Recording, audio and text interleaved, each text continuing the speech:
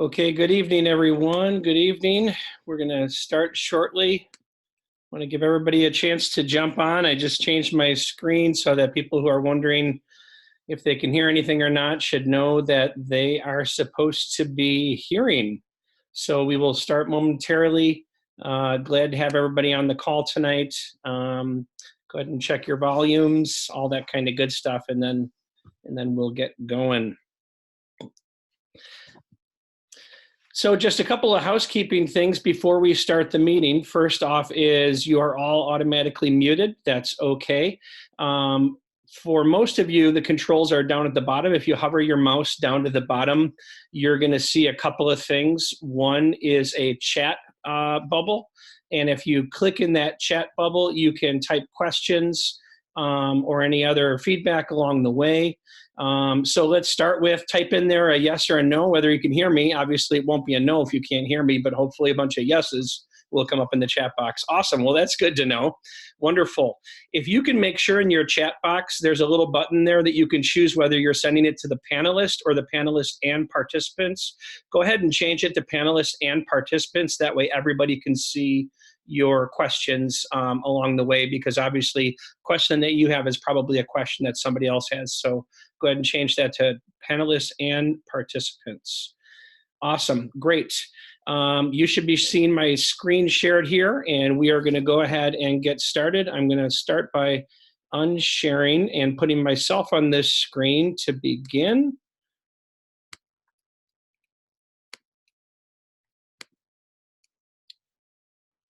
So here we go, hold on, sorry. Figuring it out. Awesome. Hello, everyone, and welcome. I wanted to start with some introductions. Thanks for joining us tonight for our Owasippe pre-camp meeting. Coming to you from my living room couch. It's me, Terry Dutton, Reservation Director at Owasippe and Pathway to Adventure Council's Director of Program. I'm happy to be with you tonight. We have a full agenda, so hope to accomplish a lot for you tonight in terms of information, but we are going to start with some introductions. So I thank you, Thomas. I appreciate that. We'll have my face off the screen soon. We're going to start with some introductions and then get right into our information. So first off, I want to introduce our Assistant Reservation Director for 2020, Miss Annie Nyberg. Annie, if you want to go ahead and put yourself on the screen. Hey everyone, like Terry said, I'm Annie Nyberg. I've worked at camp for the last 8 years. I've worked at Camp Reniker, go for it. The last couple of years I've been the camp director, and prior to that I was a staff member at Reniker. So I know a lot of you because you've been to Reniker and I've been around reservation, but I'm very excited for the summer. It'll be great. Thank you, Annie. And next up, I want to introduce Justin Feld, our program administrator and support person for all of our camping operations, actually. Justin? Everybody, my name is Justin. I work for the council. I'm on the program staff. I am your go-to guy for all things Black Pug, which is the software that we use for all of the registrations. So if you have questions as we go through, I am your guy to answer all of those. Thank you, Justin. Coming back for his third summer, I think, fourth summer as the Wolverine Camp Director is Kevin Goldberg. Kevin, go ahead. Hello, my name is Kevin. This will be my 4th year at Wolverine. My 13th year total working at a scout camp and 7th as a camp director. So I'm excited to be back. Do you want to also introduce your program director and commissioner that aren't here? Yeah, so program director and commissioner, same group as last year. Our program director is Keith. He's been working at camp, I don't know, like a decade. And then Aaron is returning as commissioner again this year. Awesome, thank you. We're excited to have the guys back leading up the Wolverine team. And we're gonna jump over to Camp Blackhawk Go and our camp director, Nick Shavaria. Hey, thanks, Terry. Hi, everyone. Welcome to the meeting. Like Terry said, my name is Nick. I'm the camp director at Camp Blackhawk Go. Excited to be returning for my 3rd summer up at Owasippe. It'll be my third summer at Owasippe, 12th as a camp director, with the previous time in a different council. So immensely happy to be introducing or announcing, I guess, if you haven't seen, the return of the same key 3 from Blackhawk as last summer. So the program will be led by Mr. Dalton DeVries, and our commissioner will be Mr. Nick Udell. We can't wait to see you this summer. Have a great meeting, and I'll see you later in the meeting. Thanks. And for those with a sharp eye, that was the Blackhawk waterfront behind Nick there on his background. I do want to let Dalton and Nick introduce themselves. So Dalton, you're up. Hey, how's it going? I'm at the Blackhawk waterfront. Just kidding. This is my 6th summer on staff. My 3rd as a part of the leader. I'm happy to be coming back to join all of you as program director at Blackhawk. Cool. Looks like you're having fun out there on that boat, and that will go to Nick Udell, our Blackhawk commissioner. Hi, everybody. Like Terry said, my name is Nick Udell. I will be the Blackhawk commissioner this summer. It's going to be my 5th summer on camp staff and my 2nd as the commissioner. So I'm really excited to see you all this summer, and have a great meeting. Awesome, thank you. And now you don't have to see my face anymore. I'm going to pull up onto our agenda here. Just a reminder that we really want you to use the chat box if you have questions throughout the meeting. Annie's going to be monitoring that chat and responding either in the chat or asking us to talk about it to the whole group on the presentation, and then we'll wrap up the end of the meeting with any leftover questions that we didn't get to. Our agenda today is to help you plan and prepare for camp, to prepare your troop and prepare yourselves for all the information that you're going to need along the way. And again, please ask questions if you have them. As always, I always say thank you for choosing Owasippe, whether you're a Pathway to Adventure Council unit or you're coming to us from another council. We are grateful that you have chosen us for your summer camp. We're excited to make it a great summer. We've got a great team assembled, and we're really looking forward to that. We want to make this the best summer and the best experience it can be for your scouts and for your troop. That's our goal. So we want to help along the way to accomplish that. We are all here, whether we're a paid full-time staff member like myself, a seasonal staff member like most of our camp leadership team, or a unit volunteer. We're all here to support scouting and the aims and methods of scouting that you see on the screen there.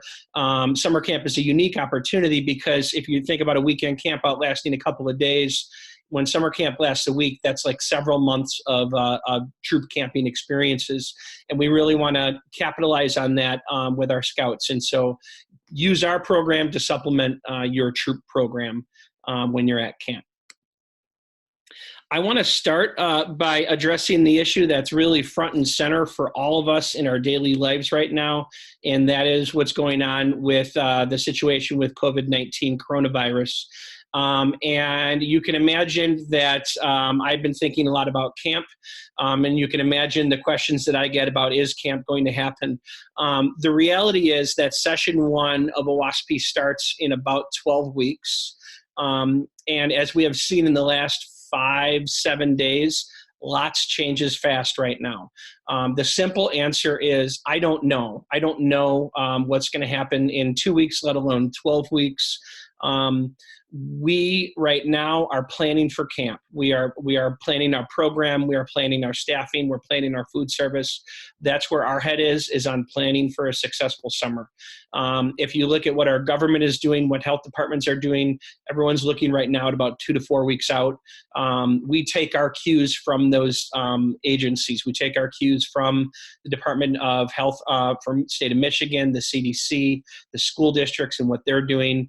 We take our cues from them, but we are planning for camp. You should expect to see closer to camp some health screening processes that we'll have in place, including some pre-camp health screening that we'll ask unit leaders to accomplish in terms of ensuring that we aren't bringing sick kids or adults to camp, and then a more rigorous screening upon arrival at camp than you might be familiar with to ensure the safety of everybody, our staff, our campers who are there. As always, this starts with good hygiene, safe food handling, safe sanitation practices for everyone, whether it's a troop, our food service staff, our camp staff. That's really where this all begins. So the short answer is we are planning for camp. We don't know what the future holds. We hope that it holds camp. And that is our intention going forward.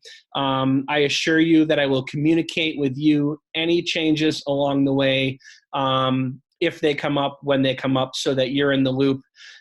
We encourage you to continue planning for camp. to continue to engage your scouts and your families, whether that's through simply sharing pictures out to your troop every once in a while to remind them about camp, keeping a payment schedule and a program sign-up schedule. We encourage you to keep your families engaged, thinking about scouting and thinking about summer camp along the way.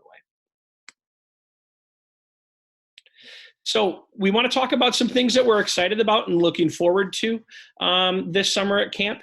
Every year we look at our merit badge offerings and we look at which badges are popular, which aren't popular, which we need to add additional class offerings to, which we should remove from the schedule, new badges to offer.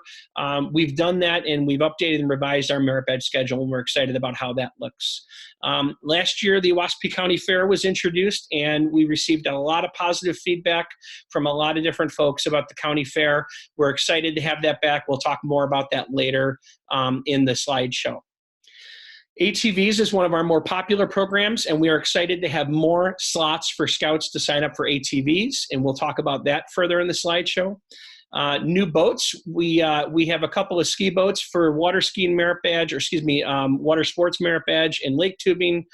We are purchasing new boats because our boats are getting a little old, and it's time to get some new ones to ensure that we've got the most operating time we can have and the most scouts that we can put through that. Robert, we will talk about merit badge schedule a little later in the program, so I do see your question there. Also, zip lining. We are excited that our zip line is going to be available as an activity. In past years, the zip line has only been available as part of the COPE High Ropes course. We are constructing a staircase directly up to the zip line so that the zip line will be its own activity that scouts can do in the same way that they do crate stacking or any of our what we call 1 hour programs. And we'll talk about that later in the program, but we're really excited to offer zip lining. Our shuttle vans have become very popular for people getting around Owasippe, and we're glad that people are using them. We plan to increase our capacity by adding another van into our shuttle system to make sure that we can get scouts where they need and want to be on time. And finally, our Order of the Arrow call out. We've been working with Tacony Lodge, our new lodge and Pathway to Adventure Council, on the call out, and we'll talk a little about that further in the presentation. But those are some things that we are looking forward to in terms of improvements and additions at Owasippe this year.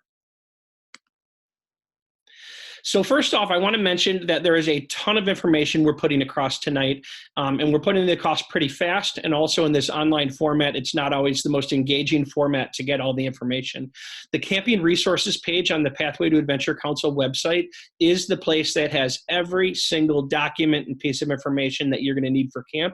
I strongly encourage you, whether you're a Scoutmaster or a camp coordinator for your unit, to become very familiar with all the paperwork and documents that are on that page.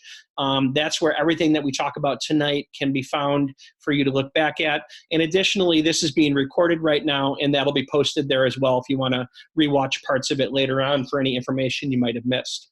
Likewise, ptac.camping@scouting.org is our main email address to use for summer camp questions. Roberto at our camping help desk gets those emails and phone calls at extension 300, and he routes those out to the appropriate people.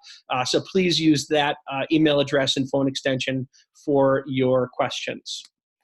I mentioned the Camping Resources page. There's tons of information here. If you go to pathwaytoadventure.org, there's a camping ribbon. On that drop down, you'll find the resources page, and that has everything that you're going to need. So please check that out, and please make sure that you are familiar with the things that are there, because those are the resources that you're going to need to plan for your trip.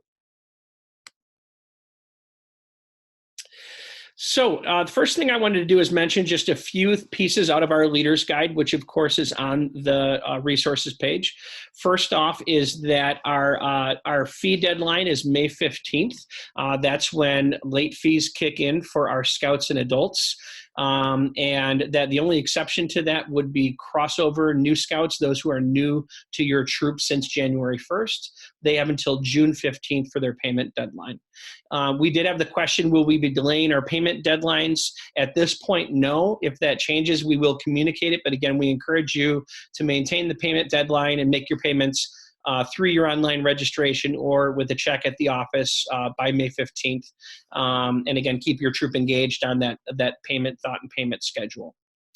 In our leader's guide, there are a lot of rules and policies that we expect that units are familiar with and abide by. I'm not going to go through all of them, but I'm just going to point out a few.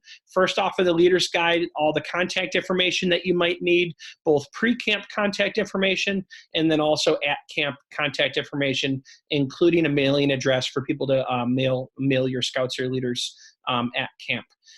The fee schedule, refund policy, all those things are listed in the leader's guide as well, as is information about camperships and camp cash, which Nick will talk about later in the program. A reminder that alcohol, drugs are not allowed at any scout property or scouting event. Smoking is never allowed in the presence of any youth members or youth participants. And no, you cannot bring your firearms nor your bows. Leave those at home. Youth protection policies are reviewed in the leader's guide as well. We'll talk a little bit about those later in the slideshow. Medical forms and all the medical information that you're going to need, like medical logs, is listed in the leader's guide. We'll also talk about that a little later tonight. You'll also find in the leader's guide an early release form for scouts that are leaving at a time not with their troop, some suggested gear lists, and also a swim test form if you're going to be doing swim checks before you come to camp. Thomas, thank you for your question about fees. If we do cancel camp due to coronavirus, if we make that decision to cancel camp, camp fees will be refunded, yes. So one of the things that I always tell people is that there's a ton of paperwork for camp in general, and there's even more paperwork because we're in Michigan. My next slide is all about Michigan, so I'll delay on that first bullet point. But some of the things that you as a troop need to be prepared for in terms of paperwork, first off is your roster. It's really critical that your online registration is accurate prior to coming to camp in terms of all the scouts and all the adults by name listed on your online registration roster. That's what we're going to use to check you in. That's also how you register scouts for merit badges. So it's really critical that all that name information is correct in your online roster. Likewise, it's a rule that every single adult that is attending with your troop is a registered adult, and therefore you should bring from your my.scouting.org a printout that shows that people are registered adults. One of your unit key 3 can do that in terms of the member manager, where they can print information about your adult leaders. They also can print out youth protection training dates from my.scouting.org. Both of those are necessary to evidence that all of your adult leaders are registered with the BSA and are current in their youth protection training. Anyone who isn't listed on one of those things, maybe they're a new leader or maybe they had to redo their training, whatever it might be, they should bring an individual printout which validates that they are a currently registered leader and that they have a current youth protection training. Medical forms are required for all adults and scouts. Everybody at camp is required to have a medical form. Parts A and B and C and the insurance card, a copy of the insurance card. We'll talk a little more about medical forms later in the slideshow. But just a reminder that we, by Michigan state law, have to maintain those forms for a minimum of 3 years, so you will not get your medical forms back. So it's important that we have a copy of that and that you have one for yourself as well, knowing that you're not going to get back from us the medical forms. A reminder that medical forms can be no older than 12 months, so make sure that those are current within a year of your time at camp. Medication logs, Michigan requires that we use medication logs. I'll talk about that a little bit later in the slideshow for any medication, prescription or non, that's given to youth participants. On our camping resources page, you'll find a link to the special dietary request form. Anyone who is coming to camp who has any sort of special dietary needs that they are asking to be accommodated needs to complete that form at least 3 weeks prior to camp so that our food service can have that information, that the food service dietitian can reach out to parents if needed in plenty of time for camp. And likewise, on the camping resources page, a couple of our programs have additional consent forms that are required.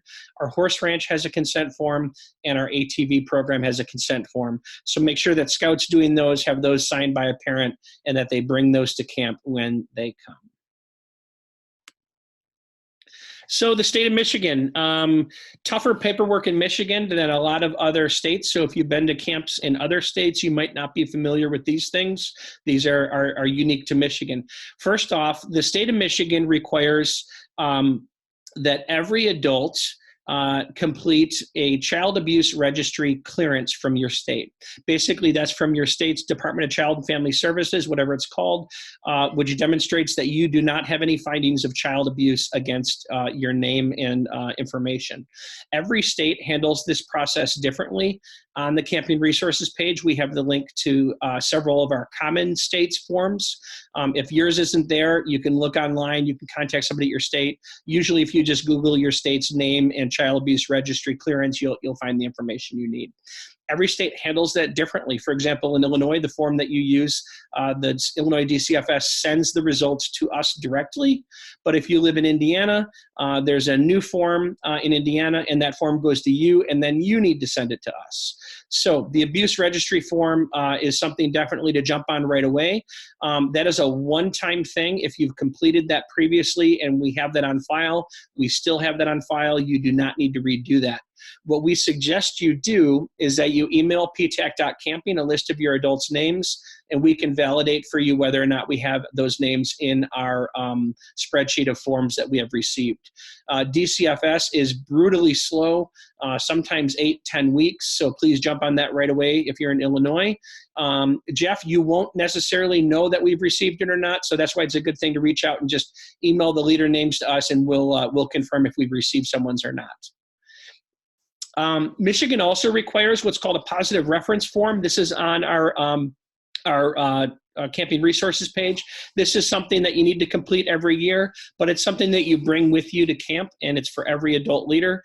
So it's pretty painless. Needs 3 people to confirm that you are a good person and good to have with children. It's something done annually that you bring to camp with you. That form is on our resources page. I mentioned that Michigan requires medication logs for all medication distributed to youth participants at camp. So that's prescription medication and non-prescription medication that's distributed to youth at camp.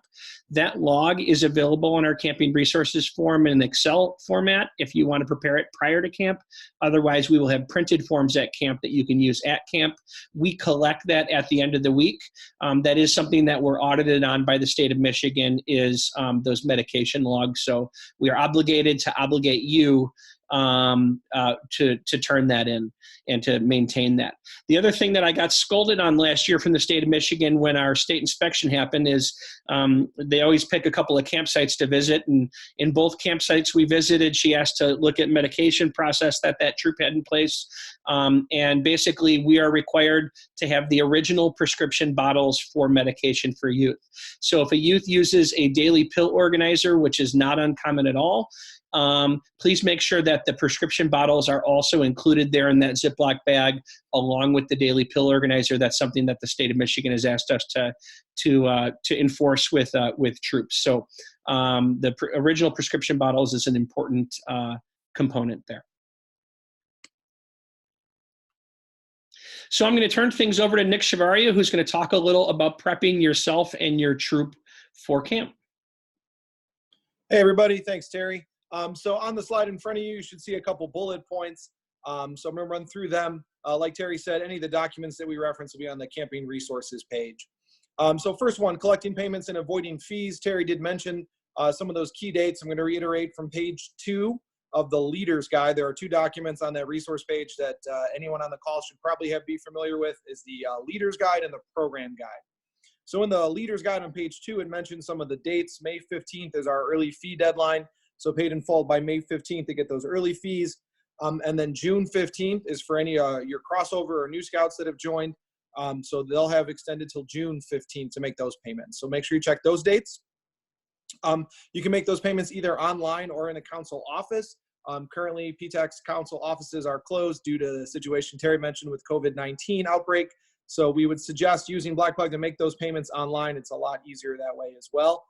It's $325 for youth on the early fee and $180 for adults. So page 2 of the Leader's Guide will cover all of your collecting payments and how to avoid those late fees. Also in the Leader's Guide, we'll talk about Camp Cash or for camperships. So campership applications are currently listed as being due on April 1st. Terry and I talked, there's probably going to likely be some sort of extension around those, especially given our current circumstances in the country. So keep that in mind, but if you could, they are due by April 1st for a campership application.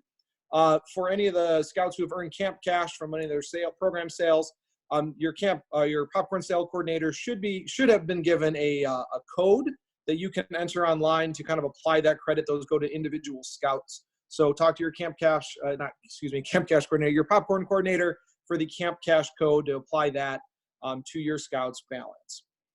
For parent and scout meeting, our notes are pretty simple on this one. We suggest you have one. Having checked in, hundreds of troops in years of camp directing, I can tell you that scouts and troops and units that have that meeting ahead of time seem to have their paperwork a lot more in order. So we would suggest giving out some key information to all your parents at those meetings. The program guide is great for looking over the schedules and opportunities and program offerings that we have at Owasippe that your scouts can enjoy. So suggest providing that. It's got some packing list in there as well, stuff that first-time parents really would be interested in. It will detail kind of an overview of the different program areas, things going on in them, kind of give a good overview of what your scout can expect. So if you have any first-time parents or parents that are new to Owasippe, we'd really suggest having a meeting that you can coordinate all that and get that out. In addition to those meetings, it's a good time to talk about some of your troops' expectations. Every unit does camp differently, and we want to provide a camp that your unit can enjoy no matter how you approach it. So some of the common issues I would tell you ahead of time that we've seen or heard of is certainly some parents who will ask, why was my scout only in 2 merit badges and not 5?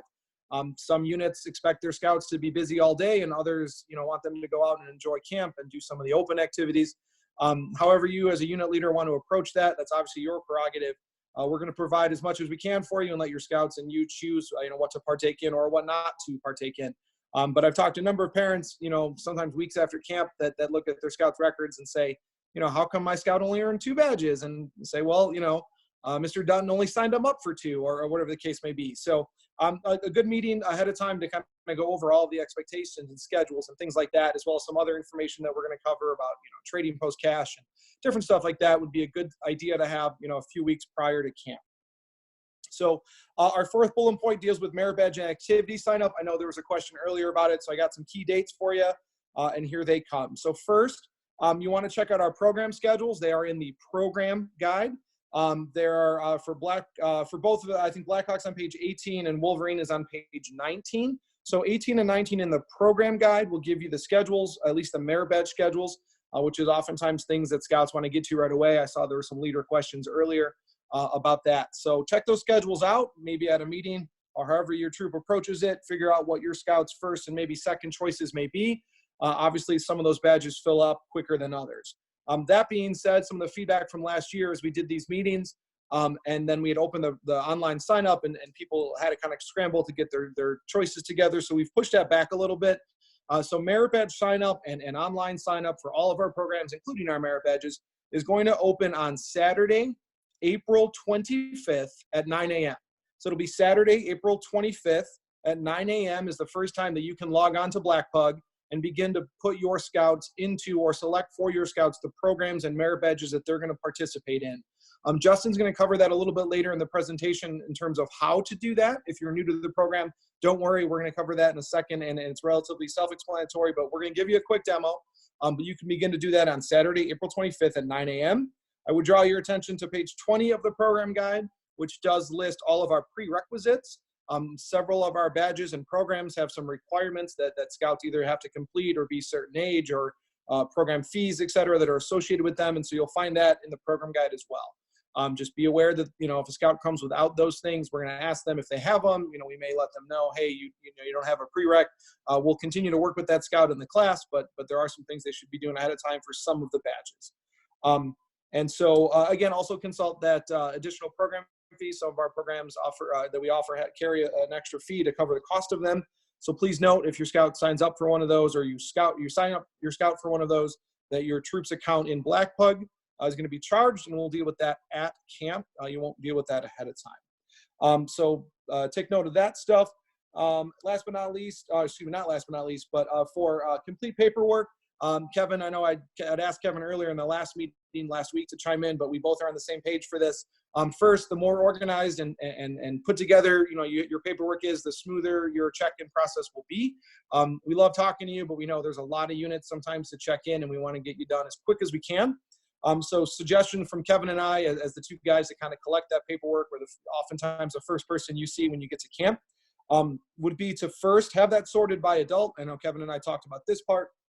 If you've got, 20 adults in your unit, some units will hand us kind of, a bulk of paperwork that's not sorted or that's not organized in any way. So if you want to make that process any faster, go ahead and make sure all of the all the adults' paperwork is together. So for example, if Terry and Annie were my 2 unit leaders, I would have Terry's background form, I would have Terry's positive reference form, Terry's Michigan Youth Protection form, and have all that together. And then the next set of papers would be all of Annie's paperwork.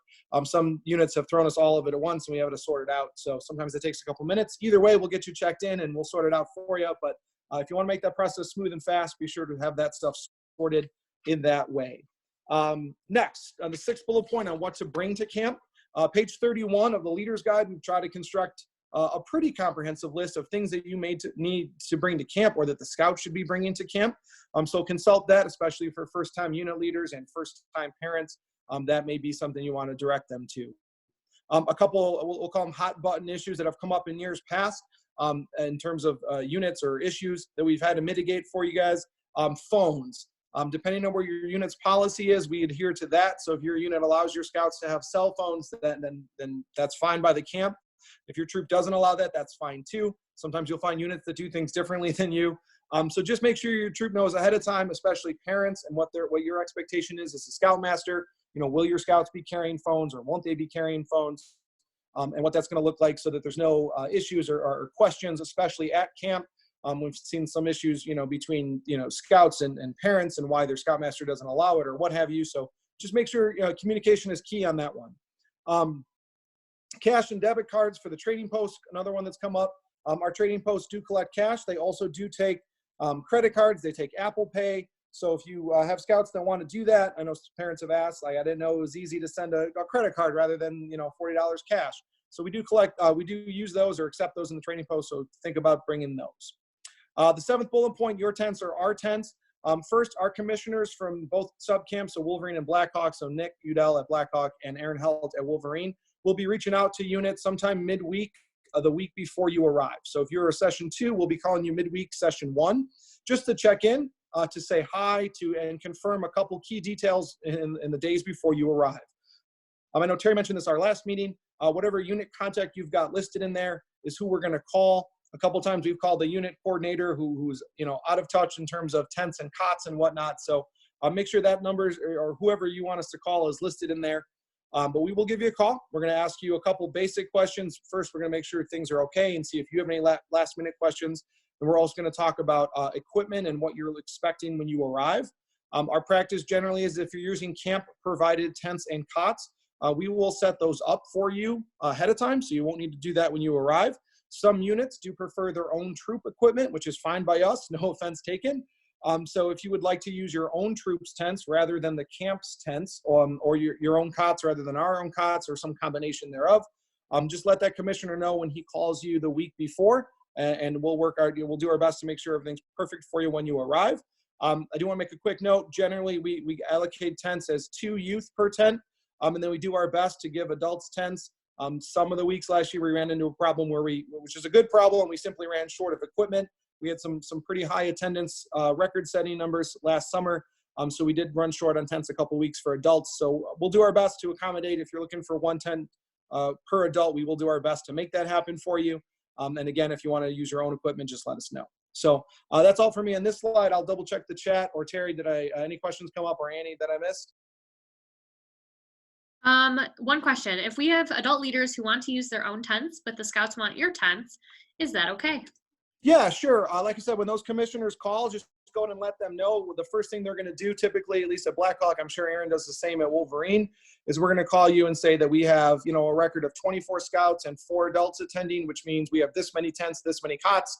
Does that sound good? And that unit leader or coordinator can certainly tell us, 2 of those adults will be tenting on their own, or they're bringing their own equipment, and we'll deduct those from the numbers that we need to move around that Saturday before you get there, and we can certainly make that happen. Great. Thank you, Nick. I wanted to clarify, One other thing is that the merit badge and activity schedules, as Nick mentioned, are in the program guide. Those are also their own documents on the resources page, so you can email those or email the link to scouts and families if you want them to take a look at those schedules and not have to sort through the whole leader's guide. Matt, your question about fees is that yes, you can begin registry for merit badges on April 25th, whether or not you've paid your fees. And Justin will talk about that registration process going forward here. All right, Kevin's going to talk a little about your arrival at camp and what to expect that day you get there. All right, so on to arrival at camp. Our check-in starts at 12 p.m. Eastern time. We don't really want you there before then. We want to make sure our staff gets some time off. We can have a staff meeting that morning. So check-in begins 12 p.m. Eastern time. If you've been to Owasippe last year, check-in process looks pretty similar. You're going to go directly to the subcamp. There's no reason to stop up at Ad Center unless you want to visit the trading post, but the check-in process does not involve the Ad Center. You can head directly to the subcamp. On your way into the subcamp, you're going to be greeted by some staff member. That staff member is going to briefly give you a recap of what the check-in process looks like, and will also introduce you to a site guide. That site guide is going to be the person that walks you through the check-in process.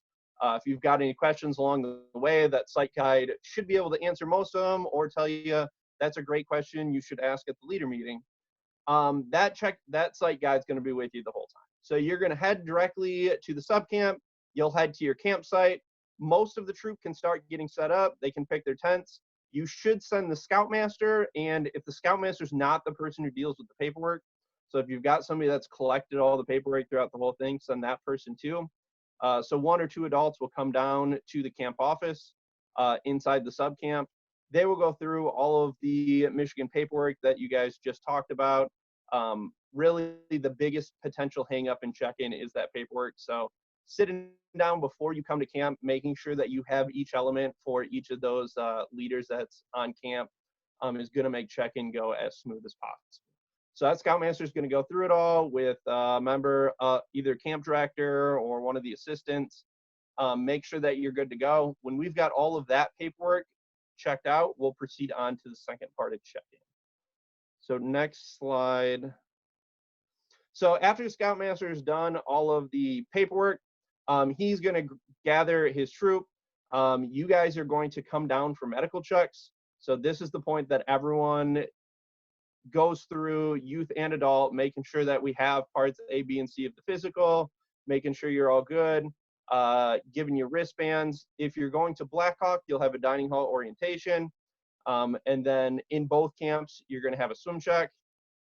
Anyone who's looking to do any aquatics events, adults included, if you're trying to take out a boat or whatnot, make sure that they come prepared for the swim check. After your swim check, actually some point along the process, you're gonna verify your program sign up. With us, this is with the scoutmaster during that check-in part. So going through, if there's any last minute merit badge changes you want to make, high ad is going to let you know, like, these are the requirements for the high ad things, making sure you brought closed-toed shoes or whatnot for those sort of programs. If there's any high ads that you need to change last minute, that would be a good point to do it. Also, along the process, your site guide is going to be giving you a camp orientation. So expect a tour if you want a tour. After you've done all your check-in stuff, you'll go back to your campsite. Bit more time to set up camp before dinner. After dinner, there's going to be a leader meeting. We highly encourage you send all adults to that opening leader meeting. There's leader meetings throughout the week, but this is the one where we really hit a lot of the key stuff, along with policies and procedures that we all need to be aware of as the adult supervision at camp. There's also, at some point on that opening night, a Pathfinder meeting, kind of introduce the scouts to Pathfinder, where it is, what it's about, pretty brief meeting. And then both camps also have an opening campfire that night. Thank you. I just want to remind again that folks can expect from us before camp some additional information regarding medical checks and screening. and an increased focus on making sure that healthy people are arriving at camp, and that we're catching anything that's not. So just be aware and be prepared for that, and look for that from us as we get closer to camp. The other thing I wanted to mention is that we do have some troops that sign up to arrive on Saturday and pay an additional fee to do that. If you arrive on Saturday, you are on your own until that check-in time begins on Sunday. So you're on your own for meals and everything else. We may have some medical screening in place for Saturday arrivals as well, but we want you to know that you're on your own until we start our program at noon on Sunday. Jerome had a question about doctor's office and exams. Yeah, I've heard this from others too, that getting into the doctor is getting to be a challenge, as a lot of routine stuff is being canceled right now. I'm going to be checking with the National BSA. I'm actually on a conference call tomorrow, and that's one of the topics that I'm going to bring up. At this point, still work to have that accomplished. If there's additional information on that, we'll be sending that out to the units. All right, Nick, back to you regarding just typical schedule throughout the week. Hey, thanks, Terry. So yeah, a couple things on the slide, as well as to discuss a little bit about the schedules you can expect to get when you arrive at camp. So some of the key things or popular items people want to know. Obviously, meal times are listed there in the slide for you. They're also in the program guide, but they're available in both places, so you can check them out, both at Wolverine and Blackhawk. On a single session for Blackhawk, both camps eat around the same time. You see them listed there, 8, 12, 30, and 6. Over at Camp Blackhawk, go. We oftentimes have to split our meals due to the size of our dining hall and size of the campers. So go ahead and take a note of that. We do eat in split meals and in the crowded sessions, there'll be split meals, and those times are listed. So you'll be assigned one of those 2 sessions. If your first session, you'll be 7:20, 12:20, and 5:20.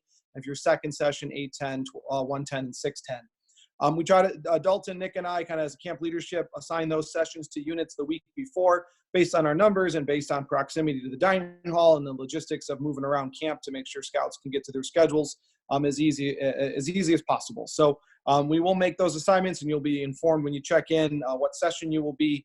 So we'll do our best to accommodate everyone on that. So daily leaders meetings, Kevin mentioned the Sunday night meeting. I'll go a step further and say at Blackhawk, I tell the adults, if you are 18 or over, you will have to be at that Sunday night leaders meeting. We cover a lot of stuff. So please make every effort to be there. Your scouts will be occupied, whether it's the Pathfinder meeting or some other camp activity. Dalton does a good job organizing something for those guys at Blackhawk. So make sure you attend that one. In addition to those, every day at 9:30 at both Wolverine and Blackhawk, there are daily adult leaders meetings where you get to meet with the camp leadership. Those serve kind of 2 big purposes for both camps. First thing, we'll collect feedback. We want to hear from you day in and day out. How are things going? What can we be doing differently like Terry mentioned, we're here to provide a program and a quality one at that. So please make sure you attend those meetings, or send a designee to those meetings if you're the unit leader and don't want to attend. We'll collect a lot of feedback about the days, the day prior, how things went, as well as preview the things going on that day. Both program directors go over the schedule in great detail to explain kind of all the things that are going on that day, that evening, and what they mean. You'll be handed a daily schedule when you do arrive. It won't be posted ahead of time. It'll be a very detailed schedule of different open programs. Each evening there's fun things going on around the camps. And so those will be provided to the adults when you check in, and we'll go over in detail each of those at the daily adult leaders meetings. It's a good time to sit and ask questions. When you see Maui Monday or you see the Don Ho, what does that mean? What's going on? What's going to be offered? What do you do to participate? Our staff does a great deal of work putting that stuff together here as the spring goes on. We want to make sure scouts enjoy it. So please make sure you attend and get the kind of the 411, if you will, on what's going on around camp. In addition to the adults going to their meeting, each day the SPLs will have a meeting of their own, typically with the program director or camp commissioner. We as camp leadership, all of us have been scouts. We very much, we've gone through the program and we very much believe in it. And one aspect of that is obviously leadership. So we see these meetings as a really good opportunity to take your SPLs and work with them and help them develop a sense of ownership for their unit, as well as for the camp as a whole. So a lot of, Camp Cup activities, information about the day, a youth perspective on how things are going, decisions about Camp Cup or competitions or intertroop activities are often made at those meetings via the SPLs. Obviously, youth leadership is a key component of the program. So we want to involve the youth as much as we can. So please make sure your SPLs go to that. We do know the SPLs oftentimes have a full schedule as well. Something to consider as an SPL, good unit leaders, we'll talk to those scouts and let them know ahead of time, like, you've got this meeting to go to. They're not long, they're not boring. It's a good chance for the SPLs to get to know each other. We've seen a lot of intertroop, competition and camaraderie come out of those meetings. So please make sure your SPL attends those. And I mentioned earlier, the evening programs, those vary each day. Obviously, the Owasippe County Fair is going to be on Wednesdays again. Sundays are opening fire. Fridays are closing ceremonies.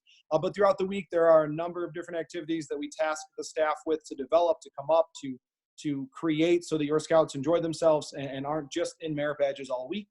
So make sure you check those out on the daily schedule. When you do arrive, go to those leaders meetings, find out what they are, and help ensure that your scouts have a great time. So Terry, any questions that came up, or Annie from the chat?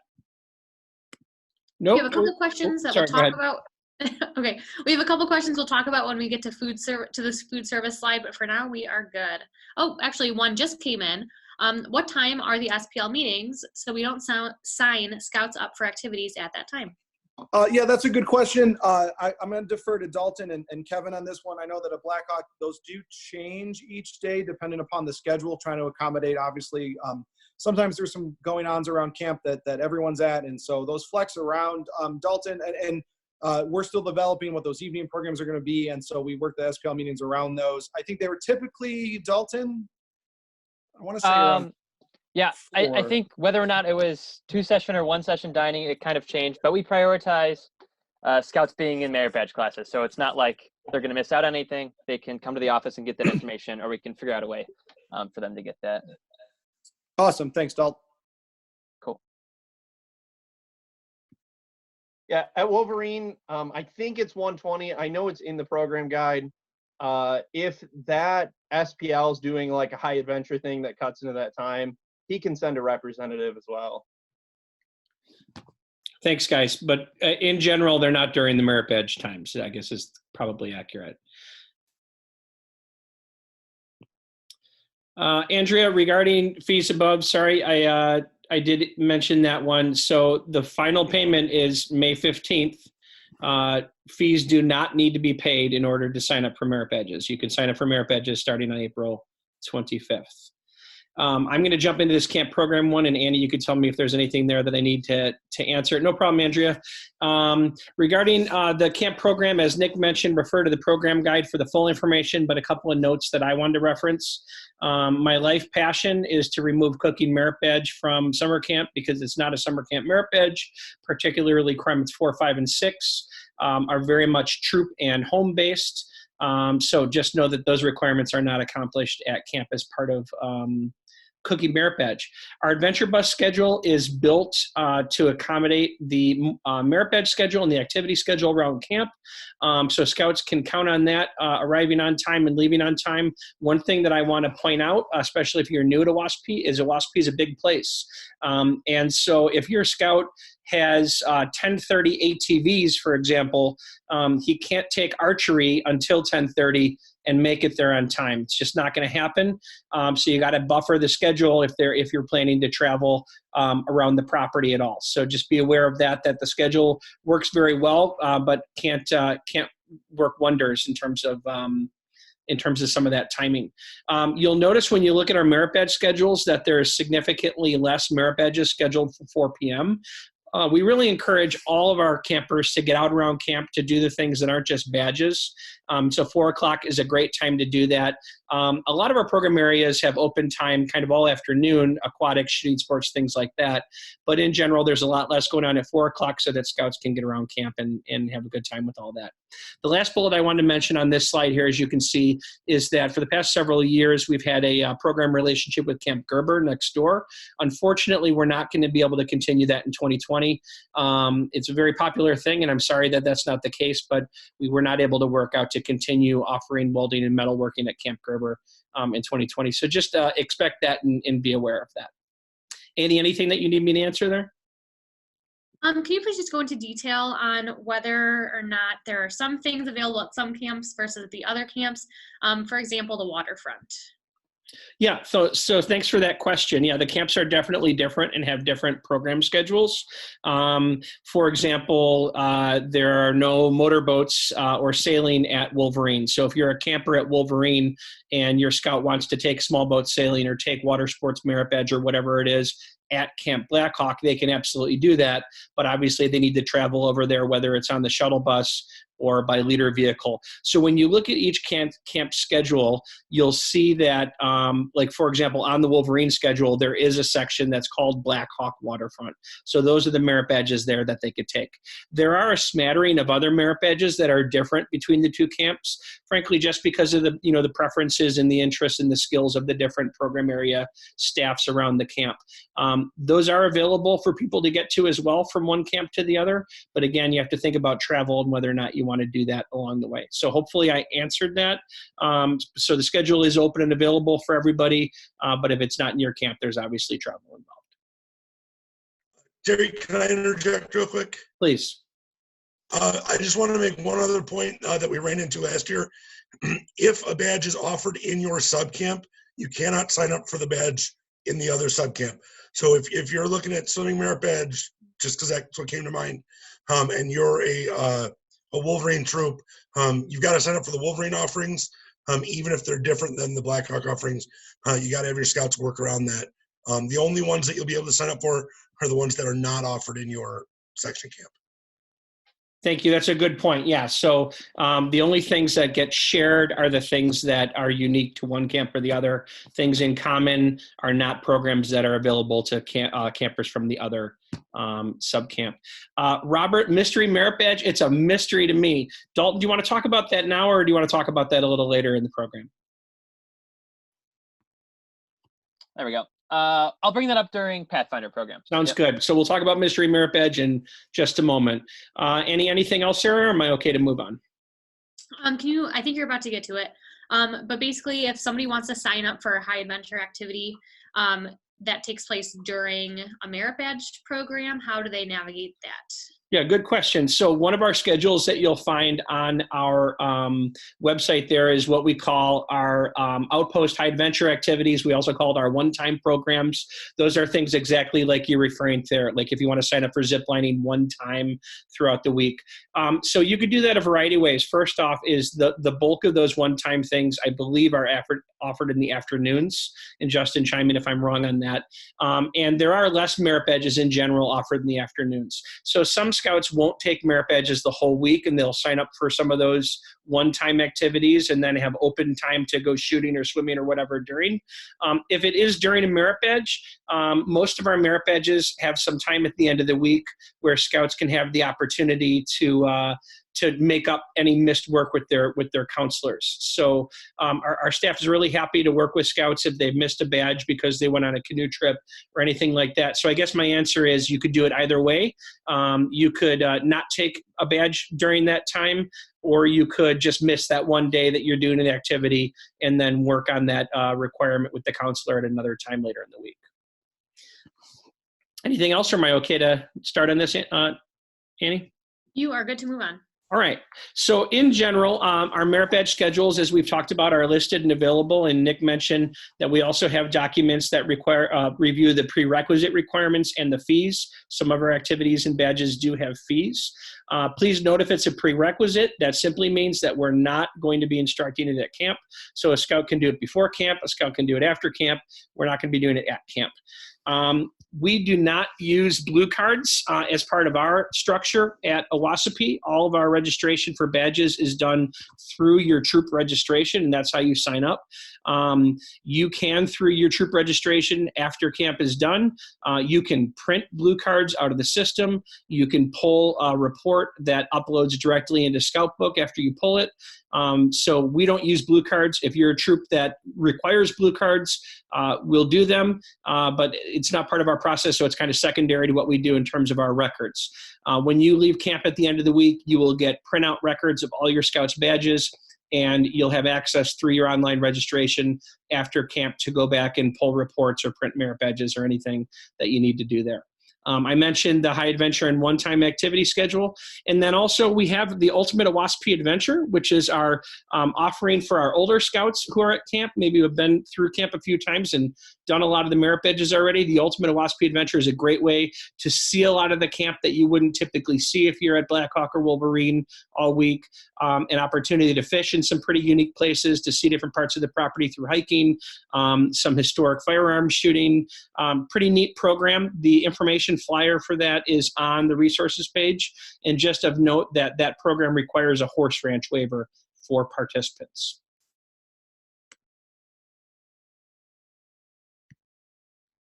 Anything else, Annie?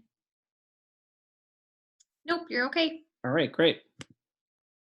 All right, I'm going to toss it off to Justin here to talk about our ATV program.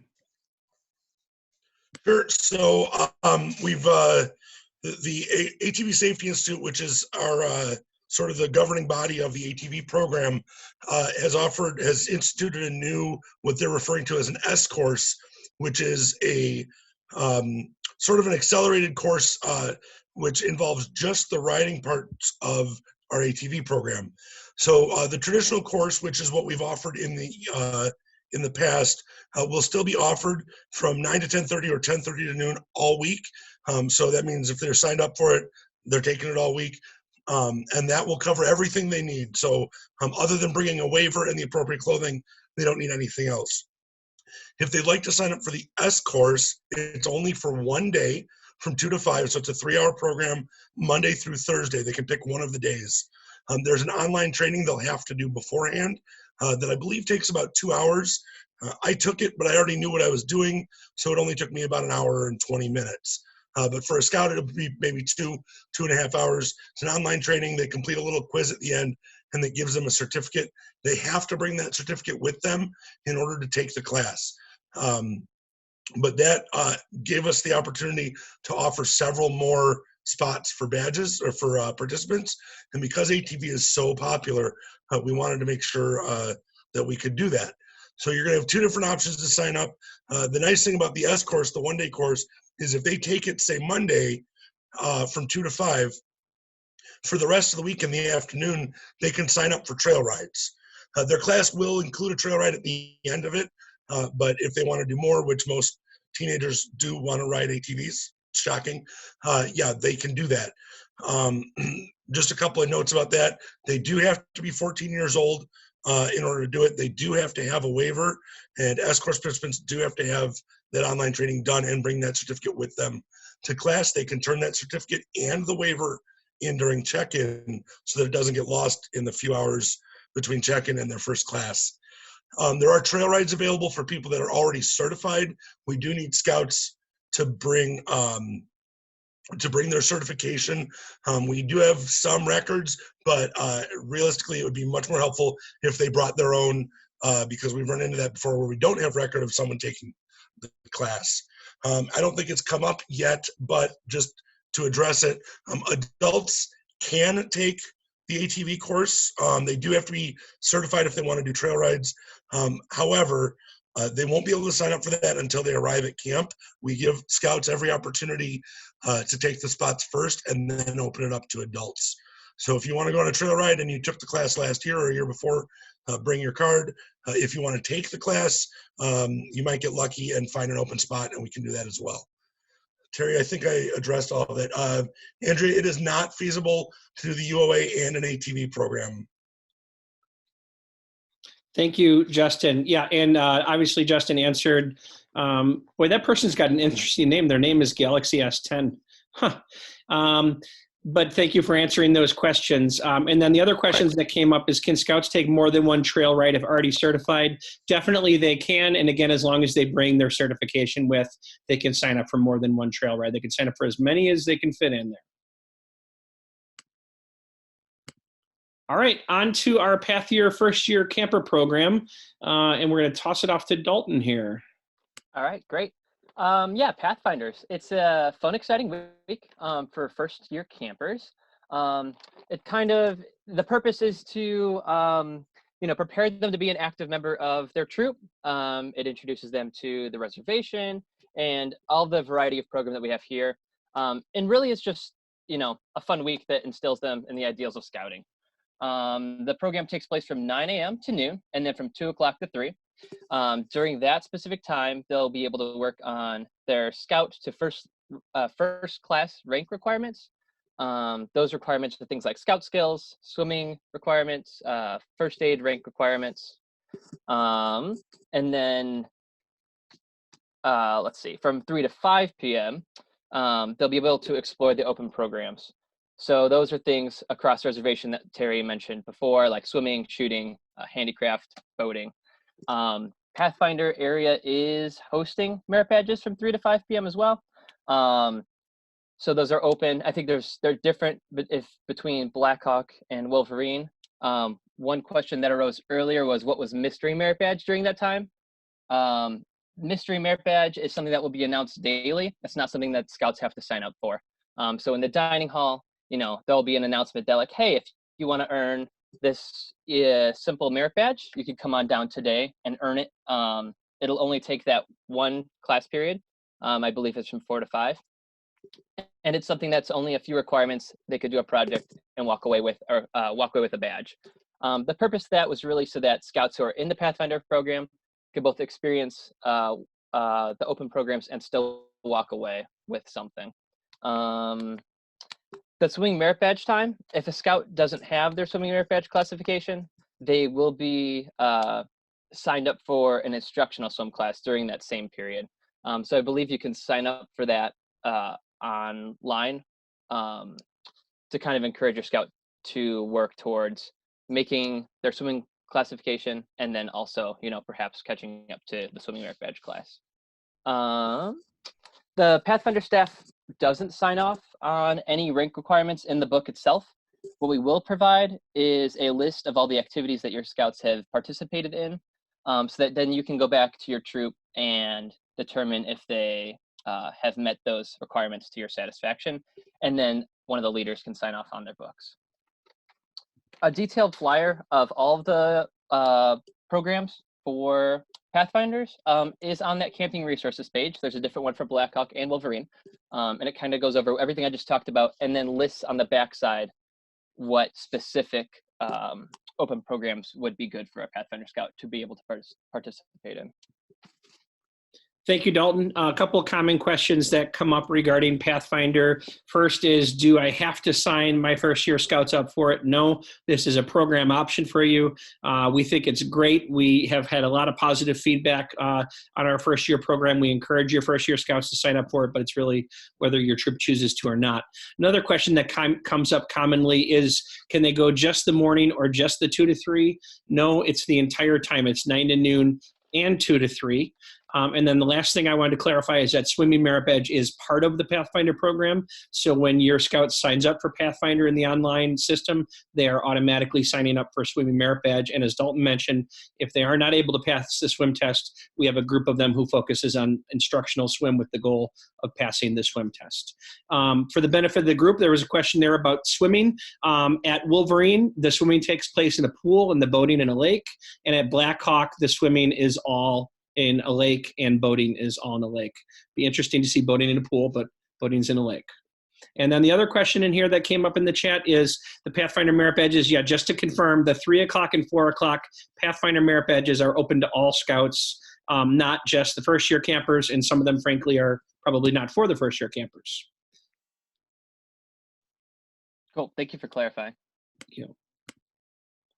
Owasippe County Fair, Annie. Yay. Okay. I love talking about Owasippe County Fair.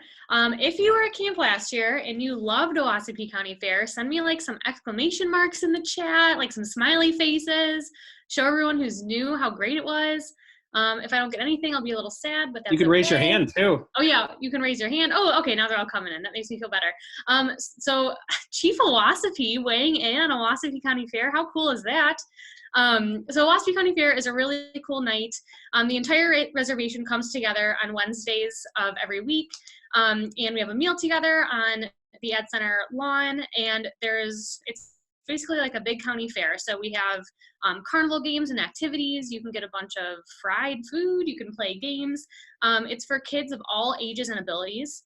And then we have a couple one-time events that are really fun. The Blue Lake Fire Department comes and unloads their entire fire truck's worth of water all over the lawn, and the kids love it. And then the kids can earn prizes by getting tickets through the activities that they participate in. And those tickets can be redeemed, like I said, for prizes and also for food. It's just a really fun night, and it's a great way to kind of show everyone what the reservation looks like when we're all together. And then the evening concludes with a flag ceremony, and there will be an OA call-out ceremony as well. We're looking forward to it, and based on the comments, that seems to be the case too. So we're going to talk about the Order of the Arrow. Brian, I see you're wondering about your election. I did see a notice from the lodge about rescheduling elections. So you could reach out to them again, lodge advisor. Actually, their website is oa7.org. That's the best way to get a hold of them to figure out how to reschedule that. So Tacony Lodge is Pathway to Adventure Council's Order of the Arrow Lodge. It's just a year and a half old, so a pretty brand new lodge still. And we're excited to have them as a part of our camp and a part of our council. There are a couple activities that they provide. First off, an ice cream social at a time to be determined for Order of the Arrow members to get together. That's for all Order of the Arrow members, not just Tacony Lodge Order of the Arrow members. As Annie mentioned, we have a call-out ceremony on Wednesday. The call-out ceremony last year was kind of their first attempt at a call-out ceremony as a new lodge, and we're working with them to make a more engaging and ceremonial ceremony for this year. So look for some improvements there. If you are from another council and you want to have your scouts called out during our call-out ceremony, the Order of the Arrow requires that your lodge send a letter validating that your scouts by name can be called out at our call-out ceremony. So every lodge handles that differently. In some lodges, they give that to the scoutmaster to then give to the camp. In other councils, they email that directly to us. So you're going to want to check with your home lodge about what their process is if you want to be called out with us. The lodge has decided not to have ordeals at summer camp again in 2020. Again, that's a decision of the Youth Lodge Executive Board of Tacony Lodge. Pathway to Adventure Council Scouts complete their ordeals at a variety of opportunities for fellowships. There are at least 3 that occur after summer camp before the end of the calendar year. So we're excited to have the Order of the Arrow back as a part of our camp program this year. So I'm going to talk a little about food service. Camp Blackhawk is a dining hall camp, and Camp Wolverine is traditionally a hot pack camp. A hot pack is where we provide the cooked food for your unit, and then your unit eats that in the campsite. I'll talk a little more about that. What that means is there was a question about that. We're also excited to offer the dining tent at Wolverine this year. We have a dining tent that we have been utilizing for our Weeblos program, and we're going to offer that to troops that might want to try some or all of their meals in the dining tent, where they'll get to eat with the staff and served in a sort of a dining hall format. Units that want to do that at Camp Wolverine can choose to do some of their meals or all their meals there in the dining tent. The key is that you need to pick which meal it's going to be all week. So either breakfast all week or lunch all week or dinner all week. So that meal has to be the same all week, whether it's hot pack or dining tent.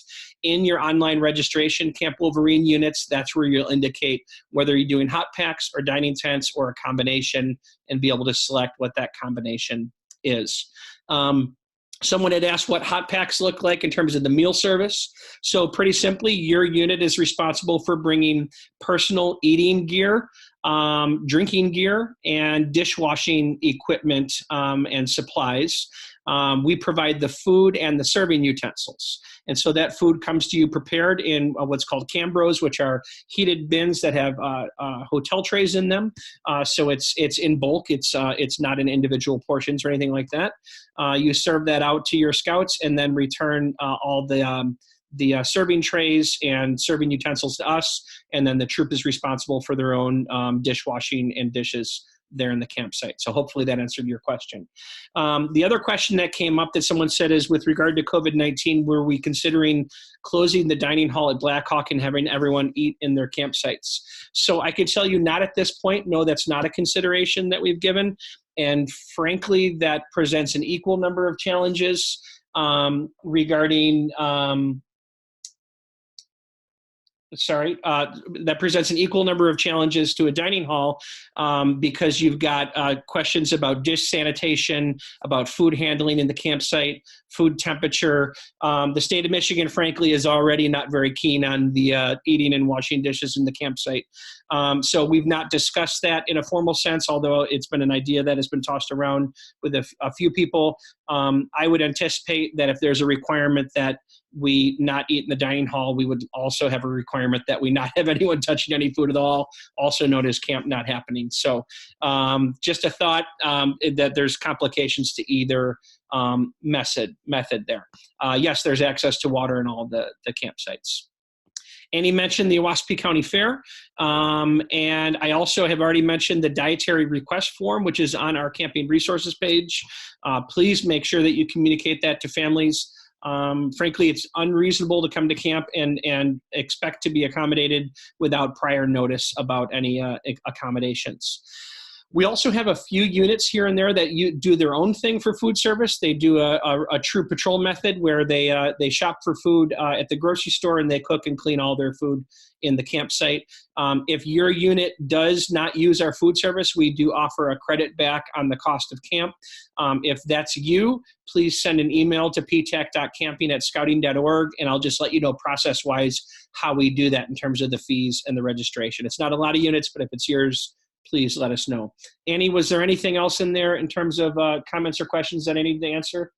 The only thing I would say is that if you're at Wolverine, yes, you need to bring your utensils. Serving utensils are provided. Thank you. And Annie on the side texted me and said, personal eating gear sounds a lot better than plates and forks. So I'm glad I used personal eating gear as the phrase. Rob, yes, this presentation we will videotape. This is being recorded right now, and both the recording and just the slideshow itself as a PDF will be posted on the resources page. Okay, Justin is going to talk through our online registration process. If you're new to this, don't be overwhelmed. We are happy to help. Justin's available to help by email or other methods, like you can show up at his house, I suppose. But don't panic. It's easy once you get into it and start looking at it. Justin, all yours. Thanks. Yeah, you can show up at my house. My dog would love to have you pet him because apparently my pets are no longer good enough as he just walked away. So if you've been with us before, nothing has changed about the way online sign up works. But I'm going to go through it kind of quickly. And like Terry said, if you do have any questions, please feel free to reach out to me. I work with this program every day for our council, so I'm very familiar with it, and I can help you along. The easiest way to get into your registration, unless you still have your original registration email, which has a direct link, is to go to the event page, which is scoutingevent.com/456, and then either Blackhawk 2020 or Wolverine 2020, depending on your subcamp. In the top right corner, you'll see Look Up. You choose Look Up Registration. You'll just enter your registration number and the email that you used to make the registration. So I know I've had emails from leaders sometimes that can't get in because a different leader registered them. So make sure that you're using the email of the leader who is your registration contact. If you don't know your registration number, feel free to email ptac.camping and we can get that for you. Once you've done all that, Terry, if you could click. You'll get, this is actually two different screens. If you look on the left, you'll get into that page there. I've selected the participants tab at the top, and that'll give you a list of all of your scouts. When you first get in there, it's just going to say attendee 1, 2, 3, 4, 5, whatever. You can go in and change all their names. Obviously, you're going to need to do that.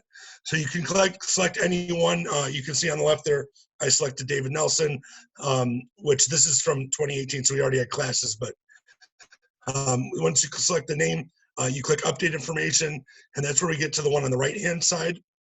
At the bottom of that, on the right-hand side, you can see where I put his name in, and then I click the Select Classes button at the top left. Terry, if you could... Thanks. So once you're in the page, there'll be nothing on the left-hand column where it says David Nelson's classes. Everything will be in the right-hand column.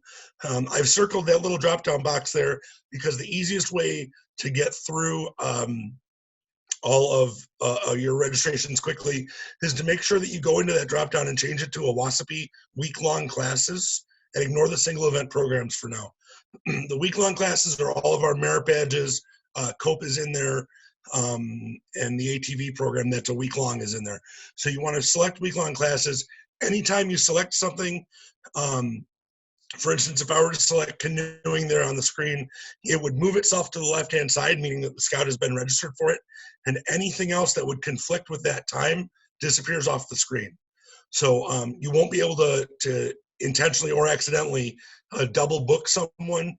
The system won't allow it. As soon as you select something in one time period, everything else that was there will disappear. It'll also tell you how many spots are left. You can see there at the top, it says for camping, it says slots available 1.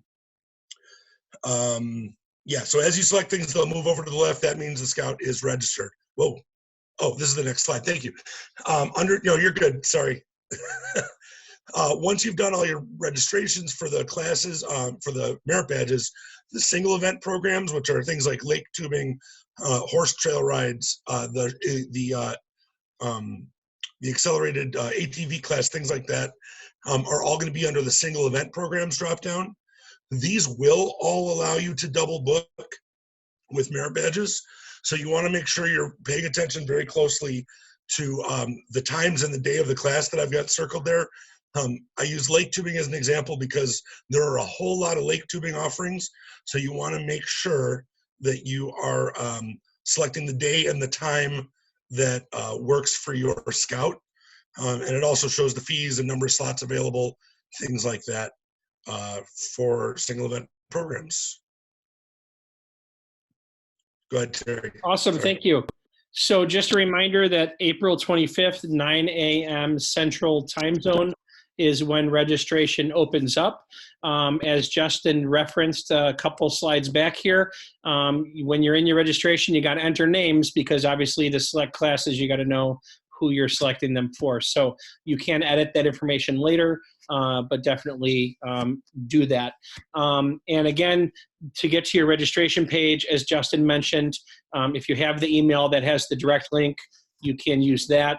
If you don't, you can use the registration page. And then finally, you can also email ptac.camping and they can send your registration contact an email that includes the link to click right into your registration again. So a few different methods to get that information to you. All right, Keith is not on. So I will stick with this slide here. Keith was going to talk about this. We have a few training opportunities for adults around camp and others. The first is Introduction to Outdoor Leader Skills. Last year, Pathway to Adventure Council's training committee offered Introduction to Outdoor Leader Skills at Owasippe each week. They plan to do that again. We're excited about that. A lot of people took advantage of that last year and enjoyed it. It's available for leaders who are at camp, and it will be held basically all day Tuesday and Wednesday for those folks that are in Introduction to Outdoor Leader Skills. The location on that, I don't know yet. The sign up for that will be in the same way that you sign scouts up for merit badges, just under the adults. Also, we're offering BSA Aquatic Supervision, which if you've been around for a while, you would know as BSA Lifeguard. This is something for older scouts and adults. This is kind of unique because there's not a lot of opportunities throughout scouting for you to receive the BSA Aquatic Supervision certification. This is going to be offered 10 to noon all week at the Wolverine Pool. So you would attend every single day from 10 to noon at the Wolverine Pool. And again, that sign up is in the same format that you would sign your scouts up for a merit badge. And finally, our council training committee offers National Youth Leadership Training at Owasippe during session 1 and session 2 of camp. That's not part of the summer camp program or part of the summer camp sign up. It's its own program that you would check the Pathway to Adventure Council website for information on that. Robert raised his hand, but I don't know how to call in him. So Robert, if you have something, just go ahead and type it into the box there. I see Dawn has a question about Introduction Outdoor Leadership Skills that Chief Owasippe, thanks for coming on the call, answered. It's available for everyone, but it is only offered in one location. So, last year, for example, we offered it in Wolverine. So the leaders from Black Hawk that were taking the Introduction Outdoor Leader Skills just carpooled over to that camp to do it. So we haven't picked a location yet, but it'll just be in one spot, but it's for everyone. Annie, was there anything else on this slide that I need to talk about? Nope, we are set. Great. We're getting close to the end. Yes, if you're out of council, you can take NYLT. Go ahead to our website, Pathway to Adventure, and look under the training tab. We're getting close to the end. I want to talk about a couple merchandise things. Backed by popular demand is our Owasippe care package. This is a great way for a parent or a grandparent to send a care package to a scout at camp. You can find links to this on the resources page and on each of the camps page. Really easy way to buy a care package that scouts will get at camp. We also last year for the first time introduced a pre-camp purchase custom Owasippe troop t-shirt that has your troop name and number on the front and Owasippe logoing. That is available for pre-ordering. It's only available for pre-ordering actually, and that information is on both the resources page and the camps pages as well. That was very popular last year. We probably had about 500 people take us up on custom troop t-shirts. So hope you do that. And our retro Sons of Owasippe patch, thank you, Melissa, for your feedback there. Ron Derby, one of our rangers, designs a lot of our items, and that's a Derby design. The Sons of Owasippe patch will be available at camp for purchase. So how much money should your scouts bring? Lots and lots of money. They'll spend it all. No, just kidding. This is really a troop decision, whether, you tell people how much to bring or you limit how much to bring. As Nick mentioned, cash, check, credit card, Apple Pay, those are all good, debit card. A lot of scouts, I would say, bring 40, 50, 60 bucks to camp for the week. That gives them money to buy a couple souvenirs, buy some snacks throughout the week. It's really a troop decision. We have things across the price points from 50 cents and $1 all the way up to an ungodly amount. So there's lots of things. Amy, I don't know the number offhand. I think it's 16 bucks or 17 bucks, but if you check on the website, you'll see a link there that has the fees. There's both a performance tee and a cotton t-shirt. Sorry, the question was about t-shirts. I should speak the question when I'm answering it. So 40 to 60 bucks is probably pretty typical for what scouts bring to camp. We, again, are offering a blood drive with partnership with the Michigan Blood Bank. This is open to anyone 16 or older. And remember, 16 and 17-year-olds need to have a signed waiver from their parent. That is on our camping resources page. This has been really wonderful that we've been able to do this each week at camp. Gives you a chance to be in the air conditioning for an hour if you're donating blood. But anyone's welcome to do that. It's walk-in. You just show up. We're anticipating it will be on Friday. That's where it has been, and we anticipate that it'll still be on Friday. And if we have enough donors, we get a little bit of kickback to Owasippe as well. Can scouts volunteer to help at the blood drive? No, they have not allowed us to do that. They really prefer just to have their staff from Michigan Blood running the blood drive. We've asked about that before, but they've said no on the scout volunteers. Annie's going to talk briefly about Reniker Family Camp. Great. So Reniker Family Camp is where I have worked the last couple of years. Basically what it is it runs next to all of the other scout camps, but it is for non-scouts and their families. So it's children ages 4 all the way through adults have program in the morning. And we divide everyone up by age, and they're given age-appropriate activities with their peers. These can be things like crafts and hikes. The adults go all the way into downtown Muskegon and go to the farmer's market and a cute little cheese shop. So there's really something for everyone. Afternoons are a little less structured. So we have a pool that's open, we lead hikes, we have crafts, we have archery and BB guns going on, and a lot of cool activities. And then evenings are very family oriented. So that your families can get together and do things together. You do not have to be a member of a scouting family to stay at Reniker Family Camp. For example, my family has camped there every single year, and we no longer have any scouts in camp. However, there are a lot of people who do have scouts in camp. So while the troop is at Black Hawk or Wolverine, the other members of the family stay at Reniker in one of our 40 cabins, and they have an awesome week. So if there are any questions about Reniker Family Camp, throw them in the chat. and I will answer them. Awesome. Thank you. Just a heads up, we are getting close to the end here. So if there was a question that wasn't answered, now is the time to type it in the box. We'll review our final few slides and then we'll answer any outstanding questions. Annie, want to talk about staff hiring? Yes, so we are still looking for over 18 staff members. Obviously, camp is as awesome as it is because we rely on a lot of young people to run it. That's what keeps it lively and keeps the kids engaged. With that being said, there are a number of positions that we are required to have somebody who's over 18 years old. So if you have a scout in your troop who is aging out or getting to that point, we would love for them to work with us at camp this summer. We can put them up in a luxurious cabin and pay them a lot of money and serve them really, really great food. Unfortunately, that's not entirely true, but I promise they will have a summer that they will never, ever forget. All right, we're also still hiring counselors in training. So CITs, that's anyone who's going to be 14 by June 21st of 2020.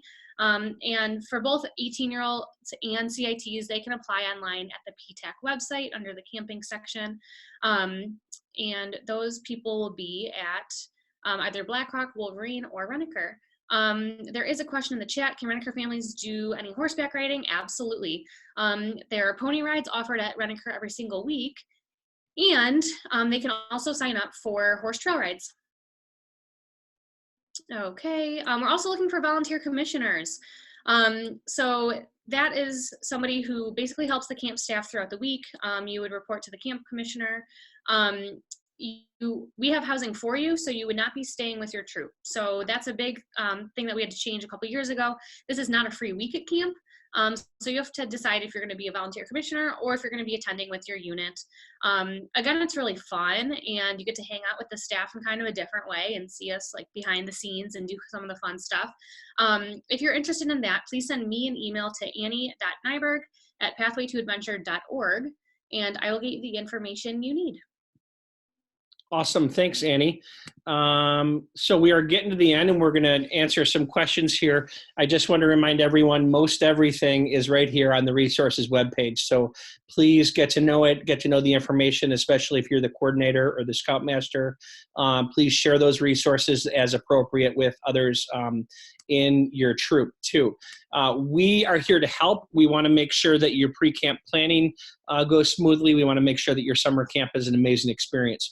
If you have questions, if you need help with registration, if you have, if you're confused about a document, whatever it is, please reach out. We're happy to help. ptac.camping@scouting.org or the main council number at extension 300. We're here to help. We want to be make sure that it goes well for you. We are looking forward to an amazing summer, and we hope you are as well. So I will jump in and answer any questions that are remaining. If you have anything you wanted to ask, feel free to type it in. And thanks again, and we hope to see everyone very soon. Okay, Annie, I'm ready. We have one question right now from Anne Marie. I don't totally understand the question. I think she's asking what the cost is for zip lining. Oh, sure. So Anne Marie, so a couple things just to clarify with everyone. Some of the programs that do not have additional charges for our scouts at Blackhawk or Wolverine do have charges for our campers at Renneker. Renneker is a pretty discount fee camp, and so some of the additional programs do have fees that are different from the rest of the camp. So if you're talking about Camp Renneker, you're going to want to refer to the Renneker information on the resources page, which is further down. If you're talking about ziplining for Blackhawk and Wolverine, I frankly don't remember because it's brand new, but on our prerequisite and fee sheet, it would be listed there if there is an associated fee with it. Okay, and those are all the questions we have in right now. If anybody has anything, okay, if camp were to get canceled, our families would get refunded. Yes, so we would refund campers at Renneker as well as campers at the scout camps. Correct. Yep. And Anne Marie, if it's not listed on the fee list, then there is not a fee for that. Well, I see some thanks and thank yous and good information. Again, we're excited to look forward to seeing everyone. We're all crossing our fingers that camp will happen this summer. We are planning for camp. Please reach out if you have any questions. And thanks for your participation tonight and have a great evening. Good night.